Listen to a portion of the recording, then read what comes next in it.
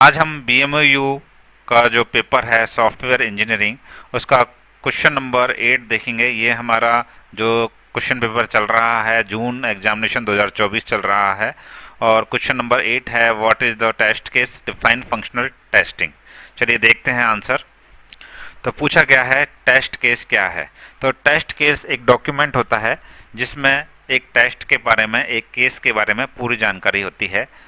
जैसे आप police station गए और पुलिस में जाकर के आपने कोई रिपोर्ट दर्ज कराई, तो उस केस के हिसाब से उसकी केस आईडी क्या थी, उस केस का क्या पर्पस था, क्या उसको सॉल्यूशन चाहिए, और सारी डेफिनेशन, सारी चीज़ें उसके अंदर लिखी हुई होंगी। तो वो एक केस रजिस्टर हो सकता है जिसको हम बोल सकते हैं।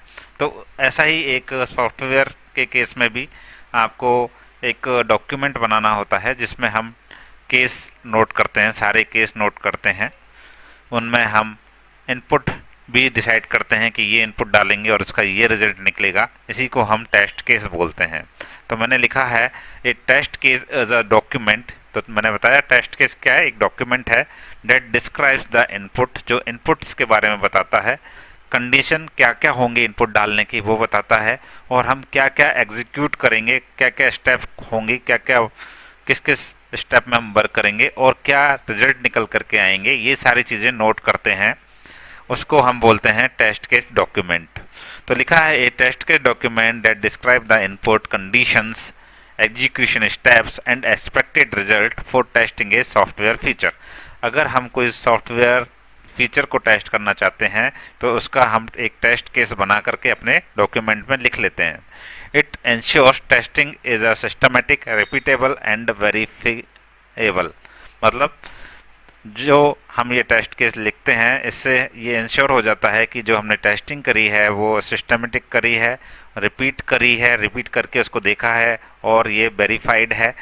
ये हमें टेस्ट केस रजिस्टर या टेस्ट केस बताता है। अगर हिंदी में समझना चाहें तो टेस्ट केस एक दस्तावेज है, एक डॉक्यूमेंट है जिसमें हम इनपुट कंडीशंस यानी शर्तें, टेस्ट करने के जो भी स्टेप्स होंगे वो, और एक्सपेक्टेड रिजल्ट जो भी हैं वो लिखे जाते हैं। और ये जो टेस्ट केस है ये सुनिश्चित करता है कि टेस्टिंग जो है वो एक व्यवस्थित और दोहराने योग्य और जांचने योग्य हो। तो I hope test case clear हुआ होगा। अब टेस्ट केस के अंदर काफ़ी सारी चीज़ें होती हैं, कंपोनेंट्स कौन कौन से हैं देख लेते हैं। तो एक टेस्ट केस आईडी लिखनी होती है। तो हम रजिस्टर बना रहे हैं टेस्ट केसेस के लिए, तो उसके अंदर एक आईडी तो हमें लिखनी ही पड़ेगी। तो हम unique number two identify a test, एक जो टेस्ट है उसको आइडेंटिफाई करने के लिए हम एक टेस्ट केस आईडी लिखते हैं। जैसे कि आप पुलिस स्टेशन जाएंगे तो वहाँ पे भी केस नंबर लिखा जाएगा, तो उसी तरह से ये एक टेस्ट केस आईडी है। उसके बाद उसका पर्पज़ लिखा जाता है, उसका डिस्क्रिप्शन लिखा जाता है कि ये इसका मैटर क्या है, ये किस बारे में है और ये क्या चाहता है। उसके बाद है प्री कंडीशंस, उसको पूरा करने के लिए क्या क्या शर्तें हैं वो भी यहाँ लिखी गई हैं, क्या क्या कानून हैं वो सारी चीज़ें हम यहाँ लिखते हैं। उसके बाद क्या क्या स्टेप हम करेंगे उस टेस्ट को चलाने के लिए सिस्टम के अंदर। जैसे आपको एक लॉगिन का आपने सॉफ्टवेयर बनाया है और उसको टेस्ट करना है कि लॉगिन वर्क कर रहा है या नहीं कर रहा, तो हम स्टेप्स लिखेंगे कि पहले हम यूज़र नेम टाइप करेंगे, फिर हम पासवर्ड टाइप करेंगे, उसके बाद लॉगिन बटन दबाएंगे। तो उस तरह से यहाँ टेस्ट केस के स्टेप्स लिखे जाते हैं। उसके बाद है इनपुट डेटा।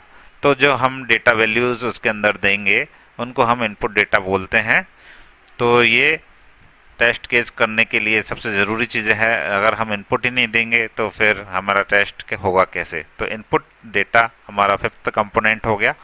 उसके बाद है एक्सपेक्टेड रिजल्ट।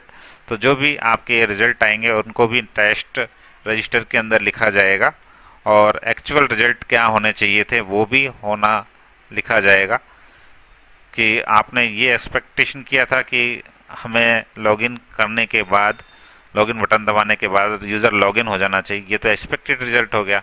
और एक्चुअल रिजल्ट ये है कि हमारा सिस्टम क्रैश हो गया, तो ये भी हम उसके अंदर नोट करेंगे।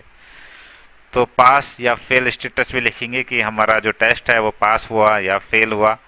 उसके बाद है हम रिमार्क डालेंगे कि उसके अंदर टिप्पणी कर देंगे कि भाई ये हमारा फेल क्यों हुआ या हमने कितने बजे किया, ये सारी चीज़ें रिमार्क के अंदर हम डाल सकते हैं। तो ये हैं कंपोनेंट टेस्ट केस के जो हमने अभी देखे।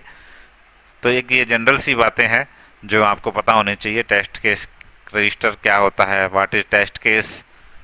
अब बात आती है फंक्शनल टेस्टिंग की। तो फंक्शनल टेस्टिंग का मतलब ये है कि जो सॉफ्टवेयर के अंदर हमने डिसाइड किए हैं फंक्शन, वो प्रॉपरली कर रहा है या उनको पूरा कर रहा है या नहीं कर रहा है।